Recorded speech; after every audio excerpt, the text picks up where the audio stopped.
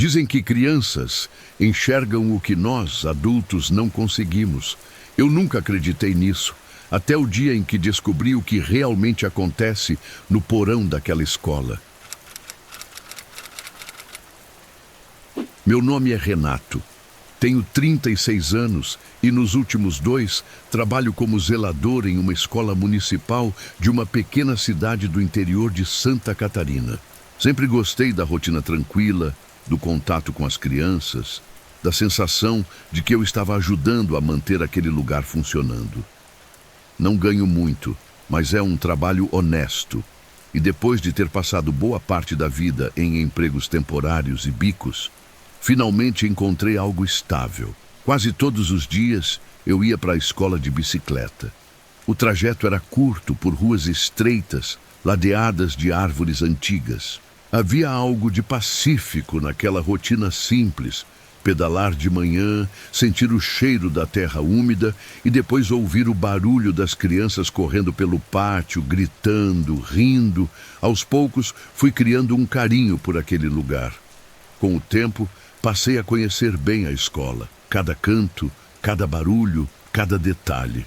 O piso que range no corredor do 2º andar, a torneira da cozinha que nunca fecha direito, o portão dos fundos que emperra quando chove. Era como se a escola fosse uma extensão da minha própria casa, mas havia um espaço que sempre carregou um peso maior: o porão. Ali ficava o depósito de cadeiras quebradas, livros velhos, caixas de papelada e também a rede elétrica central. Eu passava boa parte do meu tempo lá embaixo, fazendo pequenas manutenções, guardando ferramentas. Para mim, nunca houve nada de errado naquele espaço. Mas para as crianças, era diferente. Elas falavam que o porão era assombrado. Diziam que viam vultos, ouviam choros, risadas de criança no escuro. Algumas se recusavam a passar sequer pela porta. Eu ria, achava graça, dizia que era imaginação fértil. Criança inventa coisa para se assustar, pensava. Até o dia em que precisei encarar de frente aquelas histórias. Era uma segunda-feira de verão, fim de tarde. Quem mora em Santa Catarina sabe. No final de uma tarde quente, é quase certeza que uma tempestade vai desabar. O diretor me chamou. Havia um problema na rede elétrica e eu deveria revisar tudo antes da manhã seguinte.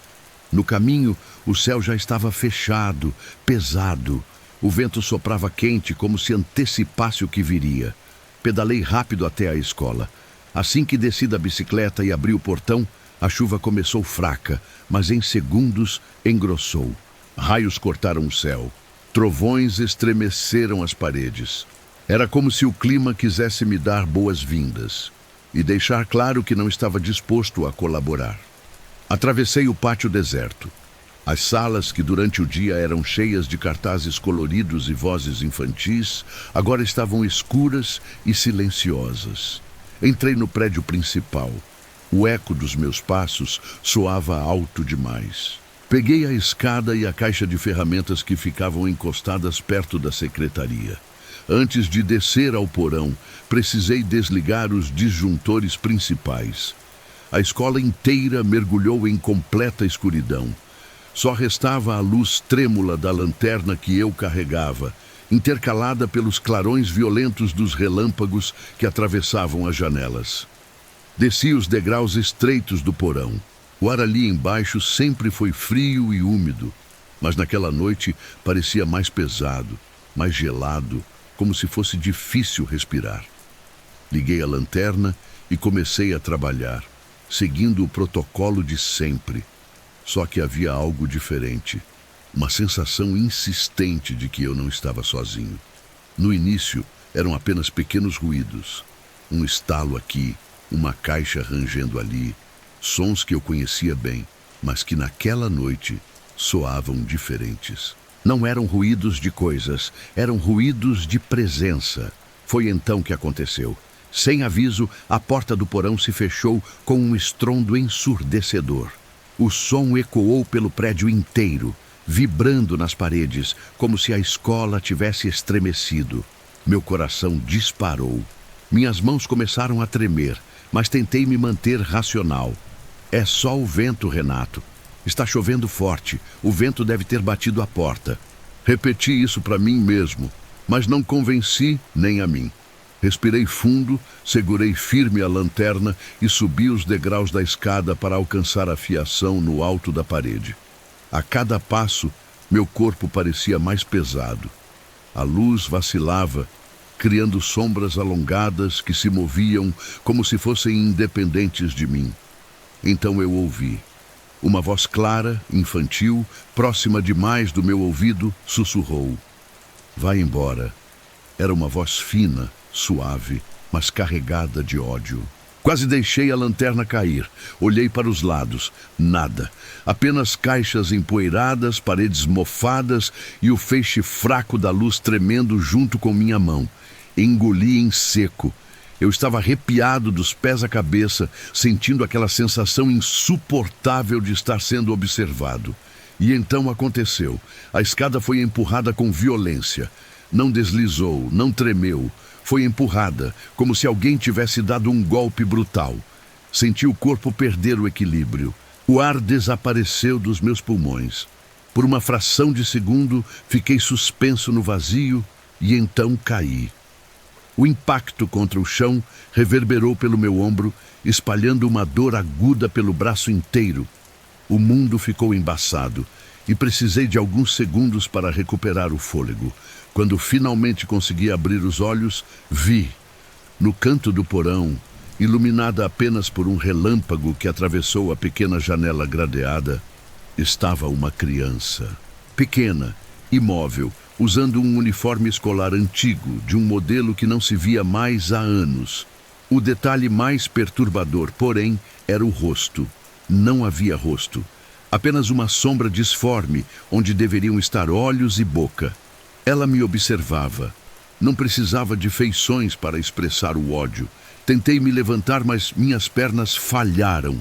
A criança deu um passo para trás, sumindo no canto escuro, como se tivesse se dissolvido na própria sombra. O cheiro de mofo se misturou a algo metálico, forte, quase sufocante. Ferro, ferrugem, sangue. Ainda tremendo, lutando para me convencer que eu tinha apenas escorregado da escada, reuni o pouco de coragem que me restava e voltei ao trabalho.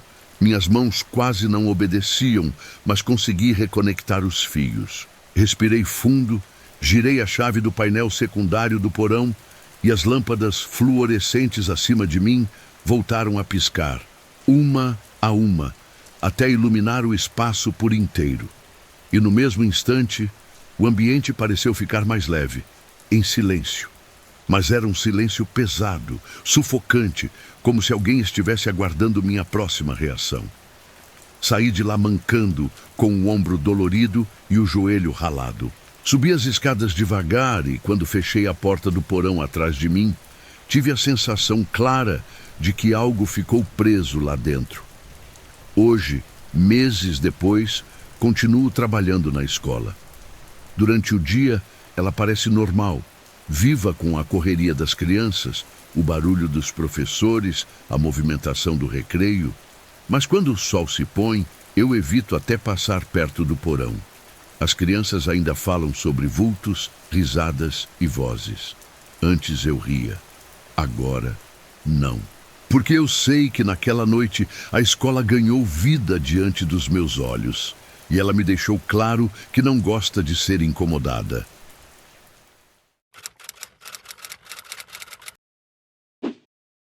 Meu nome é Rodrigo, tenho 29 anos e trabalho como auxiliar de serviços gerais em um hospital público em Curitiba. Meu turno é sempre o noturno. Entro às 11 da noite e saio às 6 da manhã. A maioria das pessoas torce o nariz quando digo isso, mas a verdade é que prefiro. Durante a noite, o hospital parece outro lugar.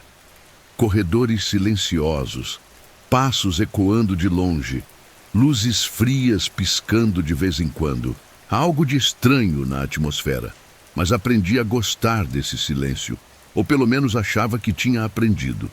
No início do ano passado, começaram a circular histórias entre os funcionários sobre uma maca comum, dessas de metal com colchão fino e rodas emperradas. Mas o detalhe que me chamou a atenção foi o seguinte: ela aparecia sempre em lugares diferentes do hospital, como se tivesse sido esquecida, abandonada. Até aí, nada demais. Só que essa mesma maca estava sempre suja. Não suja de poeira, mas com manchas escuras, profundas, que pareciam sangue seco. A primeira vez que vi foi no corredor do segundo andar, perto da ala pediátrica. Eu estava recolhendo sacos de lixo quando percebi a maca encostada na parede. A luz fraca do corredor iluminava a superfície manchada. Cheguei perto para olhar e vi que a espuma do colchão tinha um rasgo, como se algo pesado tivesse sido arrastado ali. O cheiro era ruim, metálico. Anotei para a supervisora e segui com o meu serviço. No dia seguinte fui conferir. A maca não estava mais lá. Perguntei para os enfermeiros se tinham visto, mas todos negaram. Na semana seguinte encontrei a mesma maca no necrotério. Estava parada ao lado das gavetas de aço, como se alguém tivesse acabado de usá-la. A mancha parecia maior. Lembro de ter passado um pano embebido em desinfetante, mas não adiantou. A sujeira estava entranhada, impossível de remover. Um colega brincou dizendo que aquela maca tinha dono. Dei risada na hora, mas por dentro algo não estava certo. Com o tempo, percebi um padrão. A maca sempre aparecia um dia antes de uma morte inesperada no hospital. Um paciente que estava estável e de repente piorava. Uma cirurgia que dava errado. Uma parada cardíaca fulminante. Não importava o andar. A maca estava lá, estacionada em algum canto, silenciosa, como se esperasse. Na terceira vez que vi, tive certeza. Era na recepção do pronto-socorro, 2 da manhã. Nenhum funcionário tinha colocado ela ali, e a recepcionista jurou que a maca simplesmente estava encostada na parede quando ela voltou do banheiro.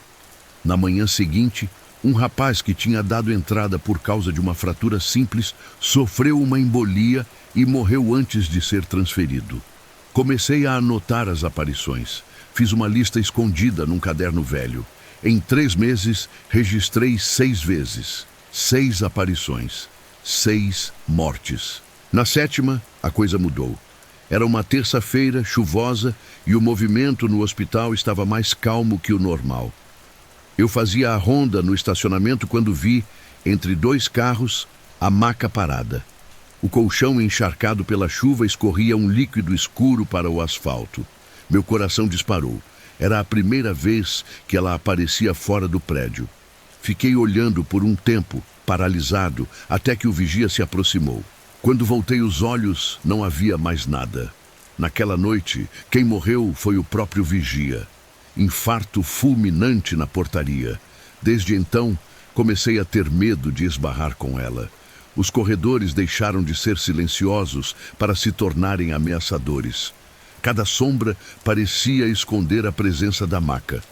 Passei a evitar o turno sozinho e pedi para trabalhar em dupla sempre que possível. Mas o chefe acabou negando. A última vez aconteceu no 4º andar, setor de ortopedia. Eu tinha acabado de recolher o lixo e me virei para fechar a porta quando vi. A maca estava bem no centro do corredor, atravessada, bloqueando a passagem. A luz do teto piscava e as rodas rangiam, mesmo sem ninguém encostar. O colchão estava encharcado de sangue fresco, gotejando no chão. Travei. Não consegui mover um músculo. Senti o ar frio e pesado, e uma certeza me invadiu. Dessa vez, não era um aviso para outra pessoa. Era para mim. Voltei correndo, larguei o carrinho de lixo e desci as escadas tropeçando nos degraus. Só parei quando alcancei a portaria. Pedi para ir embora mais cedo. Inventei uma desculpa qualquer. No caminho para casa, não conseguia parar de pensar no olhar vazio da maca. Sim, olhar, porque juro que ela me observava. No dia seguinte, acordei com dor no peito. Tentei ignorar, mas a pressão aumentava a cada minuto, como se alguém estivesse esmagando meu coração. Minha esposa me levou às pressas para o hospital. Fui atendido na mesma emergência em que tantas vezes limpei e cuidei. A médica ordenou que me colocassem em uma maca para levar até a sala de exames. Quando senti o colchão sob meu corpo, o cheiro metálico invadiu minhas narinas. Reconheci de imediato. Era a mesma maca. O desespero tomou conta. Tentei gritar, mas minha voz não saía. Tentei me levantar, mas meus braços não obedeciam. As enfermeiras disseram que eu estava em choque, que eu precisava ficar calmo. Mas eu sabia. Eu estava deitado nela. Enquanto me empurravam pelo corredor, ouvi o rangido familiar das rodas. O som ecoava pelas paredes como um aviso. Cada passo me afastava daquilo que restava da minha vida. Quando a maca passou diante de uma porta de vidro, arrisquei olhar para o reflexo. Não vi a mim mesmo. No lugar do meu corpo havia um vulto imóvel, coberto por um lençol ensanguentado. Naquele instante entendi. A maca não anuncia a morte. Ela escolhe. E quando escolhe, não há para onde fugir.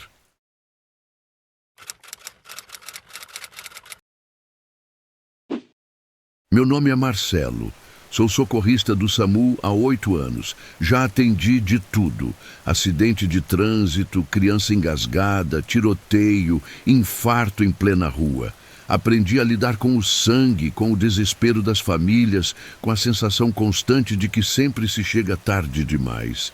Mas nada me preparou para aquela noite. Era sexta-feira, 2 da manhã.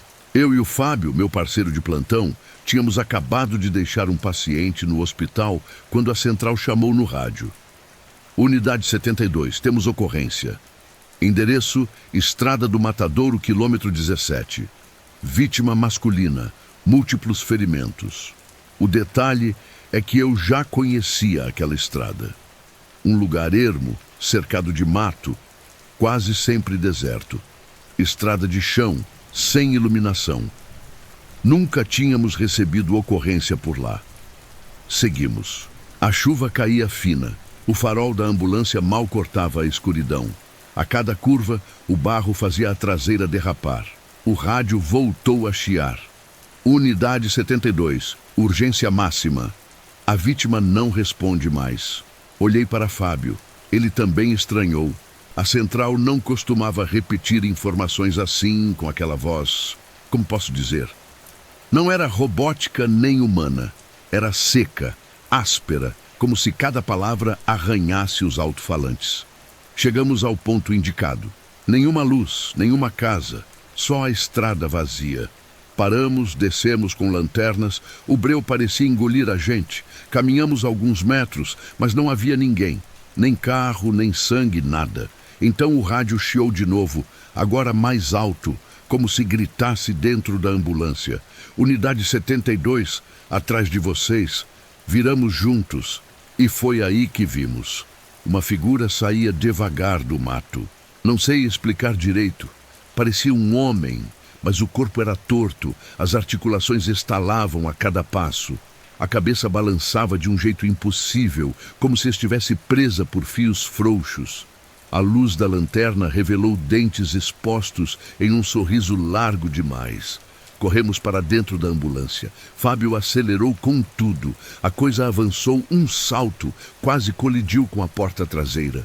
Eu juro que vi as mãos dela, compridas, ossudas, arranhando a lataria como garras. Na mesma hora, os faróis apagaram. Ficamos na completa escuridão. A ambulância acabou derrapando no barro. Batemos forte contra a ribanceira. O impacto foi brutal. Senti o cinto cortar meu ombro. Minha testa bateu forte com o choque. Tudo girava. Quando recobrei os sentidos, estava preso no banco, com sangue escorrendo pelo olho. Fábio gritava ao meu lado, preso pelo volante amassado. E lá fora, os passos. A coisa vinha se aproximando. Cada pisada pesada reverberava no peito, mais próxima, mais certa. Peguei o rádio na mão. Estava desligado, arrancado dos fios, mas mesmo sem energia, ele chiava. Foi então que Fábio, mesmo preso, conseguiu soltar o extintor de incêndio do suporte. Apontou para a porta quebrada e descarregou o pó químico na direção da sombra. A criatura recuou. Aproveitei para arrombar a porta do carona e puxar Fábio com toda a força. Caímos na lama, correndo cambaleantes pela estrada. Não sei quanto tempo durou. A coisa não nos seguiu, mas o rádio continuava a chiar no chão da ambulância virada, repetindo nosso chamado de socorro, como se zombasse da gente. Conseguimos chegar até a rodovia principal e acenar para um caminhoneiro. Por sorte, ele deu carona até o pronto-socorro mais próximo. Passamos por cirurgias, meses de recuperação. Sobrevivemos, mas mal cicatrizamos por dentro. Quando os chefes pediram explicações, falamos apenas que foi um trote e que acabamos perdendo o controle do carro em um infeliz acidente. Afinal, ninguém iria acreditar que um espírito maligno tentou nos matar. Eles aceitaram e o trabalho continuou. Hoje ainda trabalho no SAMU, mas nunca mais atendi chamado naquela estrada. Nem quero. Alguns colegas dizem que também já receberam ocorrências estranhas para lugares que não existem no mapa, com vozes que não reconhecem.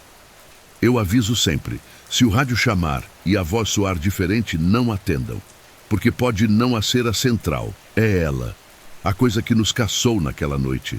E da próxima vez, talvez não deixe sobreviventes para contar a história.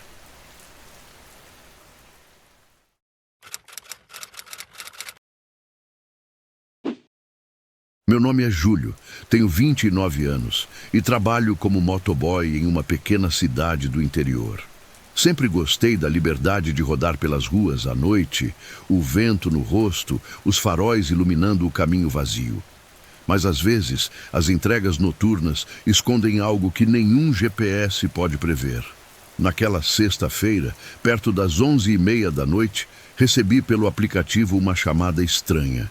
O endereço não me era familiar. E olhe que eu conheço cada canto dessa cidade.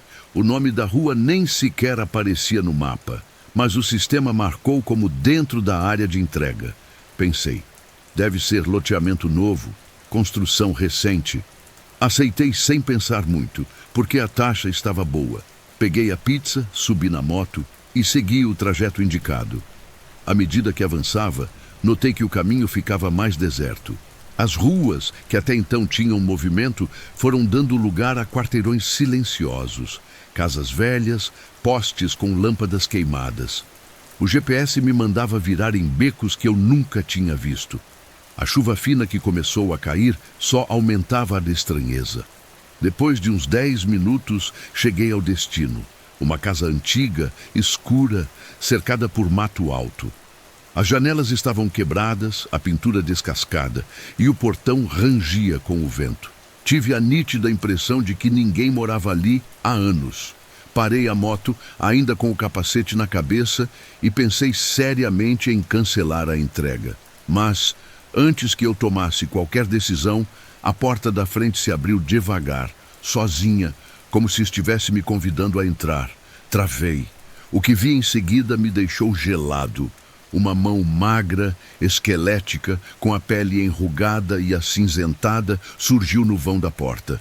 Ela se estendeu na minha direção, segurando notas amassadas, como se estivesse pronta para pagar pela pizza. Meu corpo todo se arrepiou. A mão não tremia, não hesitava. Apenas me esperava, como se aquilo fosse a coisa mais natural do mundo. Eu não conseguia enxergar o rosto de quem a estendia, apenas o interior escuro da casa. Contra o instinto, dei 2 passos. Entreguei a caixa da pizza e estendi a mão para pegar o dinheiro. O toque foi frio, gelado, seco, como segurar um pedaço de madeira molhada. No exato instante em que o papel encostou na minha pele, um trovão estourou sobre a cidade, iluminando tudo por 1 segundo. Nesse clarão, vi dentro da casa dezenas de pessoas paradas, imóveis, olhando para mim. Todas pálidas, sem expressão, algumas com buracos no lugar dos olhos. E atrás delas, mais mãos começavam a surgir nas paredes, no teto, em todo canto, como se a própria casa fosse feita de corpos. Gritei, larguei o dinheiro no chão e corri de volta para a moto. Acelerei sem olhar para trás com o coração disparado. Só parei quando cheguei ao centro da cidade, ainda encharcado de suor por baixo da jaqueta. No outro dia de manhã, jurei para mim mesmo que tinha sido apenas fruto do cansaço, da imaginação, da noite chuvosa, até que fui verificar o aplicativo. O pedido havia sumido. Não havia registro de entrega, nem de pagamento, nada. Como se aquela chamada nunca tivesse existido. Ainda trabalho como entregador, mas desde aquela noite, sempre que aparece um endereço desconhecido ou uma rua que não consta no mapa, eu recuso na hora. Porque sei que, em algum lugar por aí, aquela casa continua esperando a próxima entrega.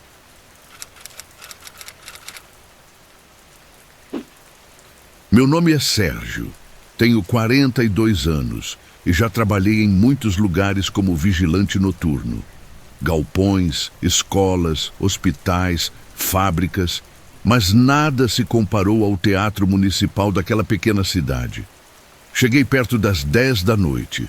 O encarregado me entregou a chave principal e foi embora rápido demais, como se não quisesse ficar nem mais um minuto no prédio. Brincou meio sem graça. Cuidado com os fantasmas. Sorri educadamente, mas aquilo me deixou desconfortável. O teatro era um prédio antigo, imponente, com colunas enormes na entrada. Lá dentro, o cheiro era de madeira velha misturado a mofo. O piso rangia a cada passo e as cortinas vermelhas pesadas pareciam esconder segredos. Minha função era simples: rondar os corredores, verificar portas e janelas e manter o lugar em segurança até amanhecer. Peguei minha lanterna e comecei a caminhada. Nos primeiros minutos tudo parecia normal, mas logo percebi que não estava sozinho. No palco principal, ouvi passos leves, como de alguém atravessando a madeira. Apontei a lanterna, mas não havia nada. Ainda assim, as cortinas balançavam, mesmo sem vento. Continuei a ronda, tentando manter a calma. Passei pelas cadeiras da plateia, centenas delas, enfileiradas no escuro. A cada relâmpago que atravessava os vitrais, juro que via silhuetas sentadas, imóveis, olhando para mim. Quando a luz sumia, voltava o vazio. Subi até o camarim. O espelho antigo ocupava quase a parede inteira. Meu reflexo parecia atrasado. Eu virava a cabeça e só depois de um segundo o reflexo me acompanhava. Dei um passo para trás. Apaguei a luz do camarim e fechei a porta. De volta ao palco, o clima piorou. Os refletores, desligados desde o início, começaram a acender sozinhos, um por um, até que o palco ficou iluminado por completo. Foi então que ouvi o aplauso. Palmas fortes, vindas da plateia. As cortinas se abriram lentamente, revelando uma grande plateia, cheia de figuras negras obscurecidas em sombras. Homens e mulheres vestidos com trajes de época, maquiados como atores de uma peça antiga. Mas seus rostos estavam deformados, alguns sem olhos, outros com bocas costuradas. Eu estava paralisado, como se fosse parte daquela encenação macabra. Do meu lado surgiu um homem alto, pálido, com cartola, se aproximou e disse com uma voz grave, quase gutural: "O show não pode parar." A plateia me encarava em silêncio, centenas de rostos sem vida, todos olhando para mim, esperando que eu fizesse alguma coisa. O ar ficou pesado, sufocante. Eu mal conseguia respirar. Corri desesperado, tropeçando pelo palco, tentando encontrar a saída. Mas a cada porta que abria, voltava para o mesmo palco, para a mesma cena. A plateia ria do meu desespero enquanto aplaudia. No último esforço, consegui arrombar uma porta lateral e cair na rua, sob a chuva. Quando olhei para trás, o teatro estava completamente apagado, em silêncio, como se nada tivesse acontecido. Na manhã seguinte, entreguei as chaves e pedi demissão. Não expliquei o motivo, e o encarregado apenas sorriu de canto, como se já soubesse. Nunca mais voltei lá. Mas até hoje, quando passo por perto, tenho a impressão de ouvir palmas ecoando de dentro do prédio, como se a plateia ainda me esperasse. Muito obrigado a você que assistiu até aqui. Peço que deixe seu like, se inscreva no canal e, se possível, comente o que achou do vídeo.